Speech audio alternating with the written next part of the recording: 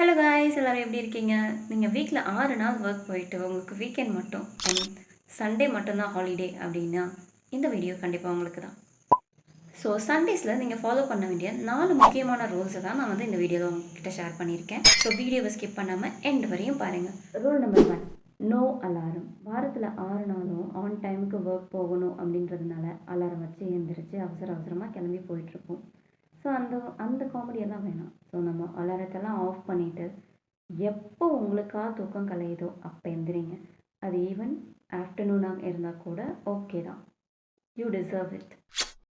And rule number 2, eat well. நல்லா சாப்பிடுங்க. உங்களுக்கு பிடிச்சதை சாப்பிடுங்க. நீங்கள் சமைச்சு தான் சாப்பிடணுன்னு கிடையாது, ஆர்டர் பண்ணி கூட சாப்பிடுங்க.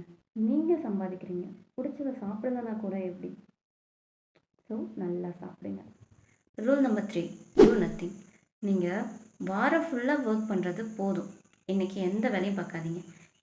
ஒர்க்கிங் உமன்ஸ்க்கு முக்கியமாக நான் சொல்கிறது, ஈவன் வீட்டு வேலையை கூட பார்க்காதீங்க.